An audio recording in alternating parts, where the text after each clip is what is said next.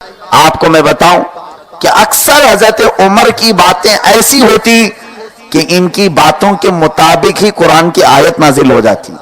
یہ جو مشورہ دیتے تھے اسی مشورے کے مطابق قرآن کی آیت آتی. پہلا مسئلہ پیش آیا تھا یہاں پر مسجد نبوی شریف میں اذان دینے کا، تب حضرت عمر فاروق کا مشورہ قبول کیا گیا تھا. اس کے بعد جنگ بدر میں جو قیدی گرفتار ہو کر کے آئے، یہ پہلی جنگ تھی اسلام کی جس میں اللہ تعالیٰ نے ایک عظیم فتح عطا فرمائی ایمان والوں کو. کیسی فتح کہ یہ لوگ 313 تھے، وہ لوگ 1000 کی تعداد میں تھے اور ان کے پاس سارے ہتھیار سامان سب تھے. اس میں حضرت عمر کے مشورے بہت کام آئے اور جنگ میں اللہ نے ایسی فتح مبین عطا فرمائی کہ 140 لوگ پکڑے گئے، جس میں سے 70 مارے گئے اور 70 قیدی بنے، اور پورے ایمان والوں میں سے صرف 14 لوگ شہید ہوئے، 13 میدان میں اور 1 زخمی ہو کر راستے میں. کتنا بڑا فرق، 313 اور 1000 اور پھر 140. اس میں سے 70 مارے گئے، 70 پکڑے گئے. جو 70 پکڑے گئے قیدی بن کر کے آئے، اب حضور صلی اللہ علیہ وسلم نے ان کے بارے میں مشورہ لیا ان کے ساتھ کیا کرنا چاہیے، ان کے ساتھ کیا کریں. تو سب صحابہ الگ الگ مشورے دے رہے تھے. حضرت ابو بکر صدیق رضی اللہ تعالیٰ عنہ نے مشورہ دیا کہ یا رسول اللہ صلی اللہ علیہ وسلم ان سے فدیہ لے لیں. فدیہ کہتے ہیں مال. ان سے کچھ مال لے کر ان کو، یعنی جرمانہ جیسے ہوتا ہے پینلٹی، ان سے یہ لے کر کے ان کو آزاد کر دیں، ہو سکتا ہے بعد میں اسلام لے آ جائیں. حضور صلی اللہ علیہ وسلم نے حضرت ابو بکر کے مشورے کو پسند فرمایا اور فدیہ لے کر کے ان کو آزاد کیا. لیکن حضرت عمر سے بھی مشورہ ہوا تھا، پوچھا گیا تھا ان کے ساتھ کیا کرنا چاہیے. حضرت عمر نے کہا ان کو کاٹ کے مارنا چاہیے. پہلے ان کو باندھ کے مارے ہیں، اس لیے کہ جتنا انہوں نے صحابہ کو مارا ہے اتنا ان کو بھی مارا جائے، کیونکہ مکہ میں جائیدادیں لوٹے ہوئے لوگ ہیں یہ، اور آپ کے نہتے صحابہ کے حضرت بلال ہیں، حضرت خباب ہیں، ان کو کم تکلیف دی ہے انہوں نے، ان کو پکڑ کر کے مارے ہیں. ان سے فدیہ لینے کا کوئی مطلب نہیں ہے، اللہ تعالیٰ مال بہت دے گا. حضرت عمر کا یہ مشورہ تھا. بہرحال حضرت ابو بکر کے مشورے پر حضور نے عمل فرمایا، یعنی فدیہ لے کر چھوڑ دیا. حضرت عمر کا مشورہ تھوڑا سخت تھا، لیکن آپ کو میں بتاؤں قرآن کی جب آیت نازل ہوئی، رب تبارک و تعالیٰ فرماتا ہے ما کان لنبی ان یکون لہ اسرا حتی یثخن فی الارض تریدون عرض الدنیا واللہ یرید الاخرہ. اللہ فرماتا ہے کہ نبی کو یہ فیصلہ کر لینا چاہیے کہ ان قیدیوں کے ساتھ وہی معاملہ کریں جو حضرت عمر کا مشورہ تھا. یعنی یہ آیت میں بات نہیں آئی ہے کہ حضرت عمر کے مشورے پر عمل کریں، یہ کہ ان قیدیوں کے ساتھ رحم کا معاملہ نہ کریں، اس لیے کہ زمین میں فساد مچانے والے ہیں اور آپ لوگ مال کو دیکھ رہے ہیں، اللہ آخرت کو دیکھ رہا ہے. یعنی حضرت عمر کا مشورہ اللہ تبارک و تعالیٰ نے پسند فرمایا، اور اسی دن سے یہ بات مشہور ہو گئی صحابہ میں کہ حضرت عمر کی رائے اور مشورہ قرآن کی آیتوں کے موافق ہوا کرتا ہے. ایک اور آپ کی رائے ایسی تھی کہ ازواج مطہرات حضور صلی اللہ علیہ وسلم کی جو بیویاں ہیں، اس وقت تک پردے کی آیت نازل نہیں ہوئی تھی، سب آتے جاتے تھے، گھروں میں آنا جانا سب کا جائز تھا. حضرت عمر کو یہ پسند نہیں آتا تھا کہ کوئی رسول کی بیویوں کو بھی دیکھے، پردے کا حکم تھا نہیں. تو ایک مرتبہ حضور پاک صلی اللہ علیہ وسلم آرام فرماتے، کوئی حضور کے گھر میں داخل ہو رہے تھے، آپ نے سختی سے منع کر دیا جاؤ باہر جاؤ. تو کہا کہ کیوں؟ کہا نبی کی بیویاں ہیں، گھر میں ہوں گی. کہا اس سے کیا ہے، حضور نے کبھی منع نہیں فرمایا، تم کیوں منع کرتے ہو؟ حضور اکرم صلی اللہ علیہ وسلم جب بیدار ہوئے تو حضرت عمر سے پوچھا کیا ہوا؟ کہا دل نہیں چاہتا کہ کوئی اور آپ کی ازواج مطہرات کی طرف دیکھے. کوئی غیر نہیں، صحابہ تھے. حضور صلی اللہ علیہ وسلم مسکرائے. اسی وقت جبرائیل امین آیت لے کر نازل ہوئے. اللہ تبارک و تعالیٰ نے آیت نازل فرمائی، 22ویں پارے کی آیت ہے، جس میں رب تبارک و تعالیٰ فرماتا ہے کہ نبی کی ازواج کو وَإِذَا سَأَلْتُمُهُنَّ مَتَاعًا فَاسْأَلُوهُنَّ مِنْ وَرَاءِ حِجَابٍ، کہ جب کبھی تم نبی کی بیویوں سے کوئی کام ہو تو پردے پیچھے رہ کر کے بات کرو، آج کے بعد سے نبی کی ازواج یا پوری امت کی غیر محرم عورتوں کی طرف دیکھنا حرام قرار دے دیا گیا۔ یہ حضرت عمر کی خواہش تھی، حضرت عمر کے دل میں جو چیزیں آتی وہ حق کی نشانی ہے۔ اسی طرح سے ایک بار مسئلہ ایسا آیا، کتنی باتیں ہیں ایسی جو قرآن سے ملتی جلتی ہیں۔ سیدنا عمر ابن خطاب رضی اللہ تعالیٰ عنہ سخت تھے، لیکن وہ حق کے معاملے میں سخت تھے، ایسے نہیں کہ جان بوجھ کر کسی کو بھی سختی کریں۔ ایمان لانے کے بعد جو وہ سختی کرتے تھے وہ بالکل حق مسئلے پر سختی کرتے تھے۔ جیسے کہ وہ یہودی اور ایک منافق کا جھگڑا ہوا اور اس جھگڑے میں فیصلہ حضور کے پاس پہنچا، حضور پاک صلی اللہ علیہ وسلم نے یہودی کے حق میں فیصلہ کیا، وہ منافق مسلمان نام کا مسلمان نہیں مانا، حضرت عمر سے فیصلہ کروانے آیا، حضرت عمر نے کچھ نہیں دیکھا، اس کی گردن مار دی، کہا حضور کے فیصلے کو نہیں مانا، تو مجھ سے فیصلہ کرانے آیا ہے۔ تو یہ بات بھی مشہور ہو گئی تھی کہ عمر نے ایک مسلمان کو مار دیا، مسلمان کو مار دیا۔ ایمان اور منافقت یہ کہاں ہے؟ پیشانی پر لکھی جاتی ہے؟ آپ مسلمان ہیں، کسی کی پیشانی پر لکھا ہے؟ ایمان آپ کے دل کی کیفیت کا نام ہے۔ اگر کوئی منافق ہے تو یہ بھی دل کی کیفیت کا نام ہے، کسی کو معلوم نہیں کون منافق ہے کون مومن ہے۔ حضرت عمر نے ایک کی گردن اڑائی جبکہ وہ کلمہ پڑھتا تھا، تو یہ مدینے میں مشہور ہو گیا تھا کہ حضرت عمر نے ایک مسلمان کا قتل کیا۔ حضور نے ان کو بلا کر کے پوچھا کیوں مارے؟ حضرت عمر نے کہا یا رسول اللہ میرا دل یہ کہتا ہے کہ وہ مسلمان تھا نہیں، میں نے جس کو مارا ہے وہ مسلمان نہیں تھا۔ حضرت عمر کو حضور نے فرمایا تم نے یہ کیسے فیصلہ کر لیا؟ کہتے ہیں کہ آپ کا فیصلہ جو نہ مانے وہ عمر کے نزدیک مسلمان نہیں، یہ غائب درجے کی محبت تھی، عشق تھا۔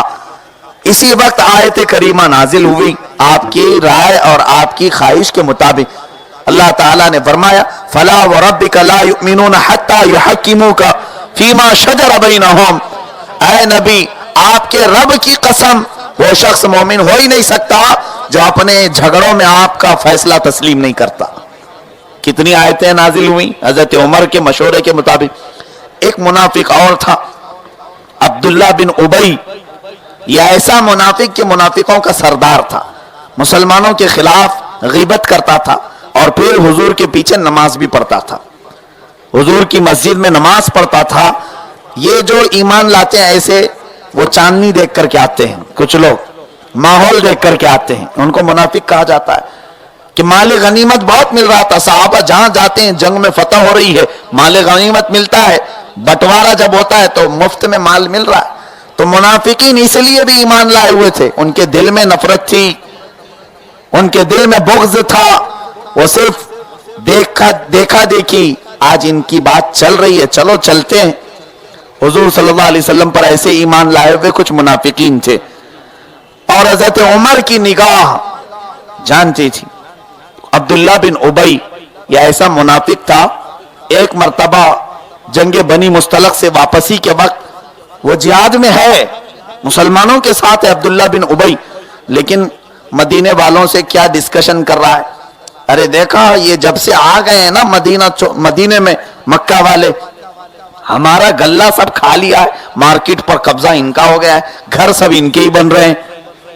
دل میں بغض ہوگا تبھی تو بولے گا، جیسے یوں ممبئی والے کہتے ہیں یو پی والوں کا یہاں پر غلبہ ہو گیا ہے، بہار والوں کا غلبہ ہو گیا ہے۔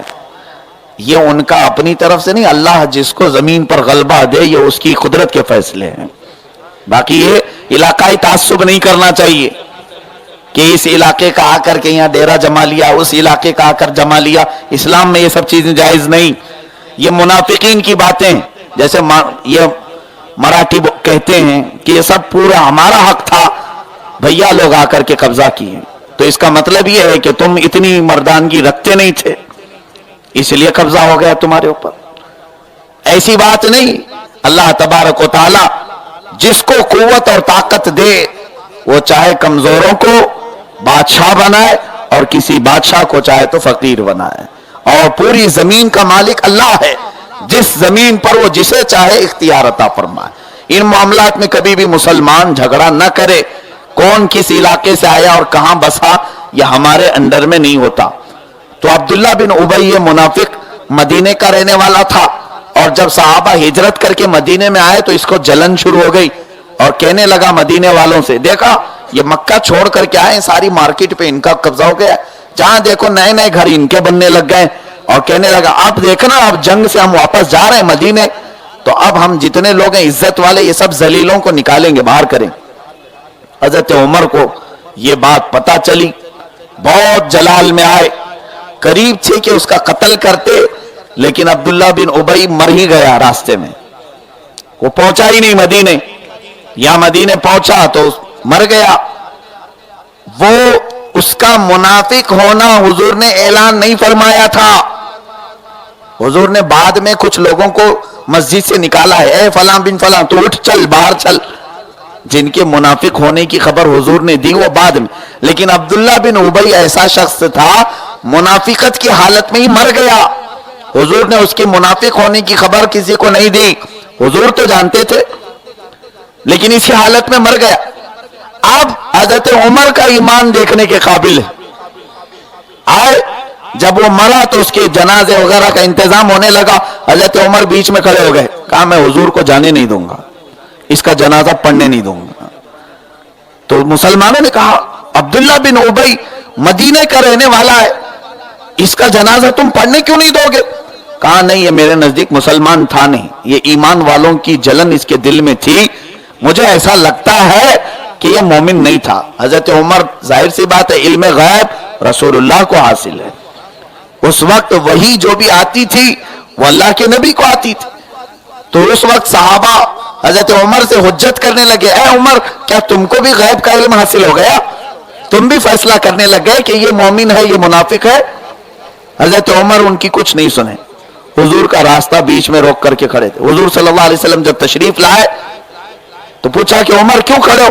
کہا یا رسول اللہ صلی اللہ علیہ وسلم آپ اس کی جنازے کی نماز نہ پڑھائیں تو اچھا ہے، مشورتاً عرض کیا۔ حضور نے پوچھا کیوں؟ حضرت عمر نے قرآن کی ایک آیت پڑھ کر کے دلیل دی، استغفر لهم او لا تستغفر لهم ان تستغفر لهم 70 مرہ فلن یغفر اللہ لهم۔ اللہ نے فرمایا اے نبی آپ ان کے لیے 70 بار مغفرت کی دعا کریں یا اس سے زیادہ مغفرت کی دعا کریں، اللہ ان کی بخشش کبھی نہیں کرے گا، نبی کے لیے حکم ہے۔ حضرت عمر نے یہ آیت پڑھی حضور کی بارگاہ میں، یا رسول اللہ یہ آیت نازل ہوئی ہے، اللہ کے نبی صلی اللہ تعالی علیہ وسلم نے بہرحال حکم دیا، اس کے جنازے کا کفن دفن ہو گیا۔ ظاہر سی بات ہے مسلمانوں میں چلا تھا، مسلمانوں میں ہی مرا ہے تو دفن تو مسلمانوں کو کرنا ہوگا، قبر پر جب دفن ہو گیا تب دوسری، حضرت عمر ہاتھ بھی نہیں لگایا اس کو، گئے بھی نہیں، مٹی بھی نہیں دیا، حضور صلی اللہ علیہ وسلم نے حکم دیا کہ اس کو کفن دفن تو کرو۔ عمر کہہ رہے ہیں کہ اس کے اندر ایسی ایسی عادتیں تھیں، بہرحال سب دفن ہو گیا، تب پھر دوسری آیت نازل ہوئی، وَلَا تُصَلِّ عَلَىٰ أَحَدٍ مِّنْهُمْ مَاتَ أَبَدًا وَلَا تَقُمْ عَلَىٰ قَبْرِهِ۔ اے رسول وہ منافقین ہے، ان میں سے جب کوئی مر جائے تو نہ ان کی جنازہ پڑھیں نہ ان کی قبر کے پاس جائیں۔ یہ آیت نازل ہو گئی، حضور صلی اللہ علیہ وسلم نے فرمایا عمر جو تم کہتے تھے اللہ بھی اسی کو نازل فرمایا۔ یہ ہے حضرت عمر کے مشورے، حضرت عمر کی رائے۔